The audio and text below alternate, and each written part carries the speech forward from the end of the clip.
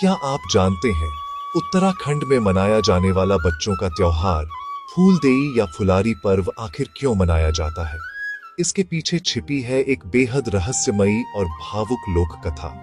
यहाँ हम फ्योनली की कहानी की बात नहीं कर रहे, एक ऐसी राजकुमारी की कहानी जिसे लोग आज फूलों की देवी घोघा माता के रूप में याद करते हैं। बहुत समय पहले की बात है। उत्तराखंड की पहाड़ियों में एक न्यायप्रिय और धर्मपरायण राजा राज्य करते थे। उनका नाम था राजा घोघा जीत। राजा के राज्य में सुख, शांति और समृद्धि थी, लेकिन एक बात उन्हें हमेशा दुखी करती थी। उनके घर कोई संतान नहीं थी। कुछ समय बाद ईश्वर की कृपा से उनके घर एक सुंदर कन्या का जन्म हुआ। राजा ने उसका नाम रखा घोघा।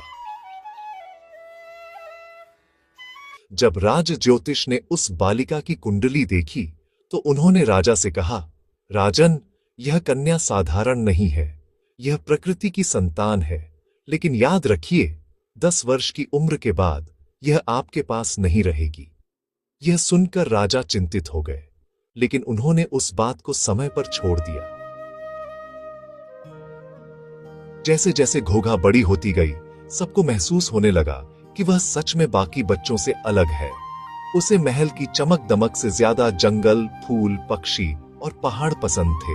वह घंटों जंगलों में घूमती, फूलों से बातें करती और पक्षियों के साथ खेलती। एक दिन महल में रखी बांसुरी उसके हाथ लग गई। जैसे ही उसने बांसुरी बजानी शुरू की, उसकी धुन पूरे जंगल में गूंज उठी। और फिर जो हुआ वह किसी चमत्कार से कम नहीं था। जंगल के पशु पक्षी महल की ओर आने लगे, पेड़ों पर बैठे पक्षी झूमने लगे और मानो पूरी प्रकृति उस धुन पर नाच उठी। प्यूली के फूल खिल उठे, बुरांश लाल हो गया और पूरा वातावरण आनंद से भर गया। लेकिन एक दिन अचानक घोघा कहीं गायब हो गई। राजा ने पूरे राज्य में उसकी खोज करवाई। जंगल, पहाड़, नदियां, हर जगह तलाश की गई, लेकिन घोघा का कहीं पता नहीं चला। राजा बहुत दुखी हो गए।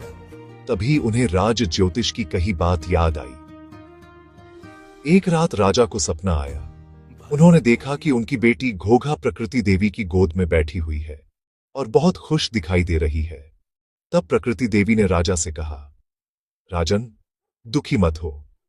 घोघा वास्तव में मेरी पुत्री है।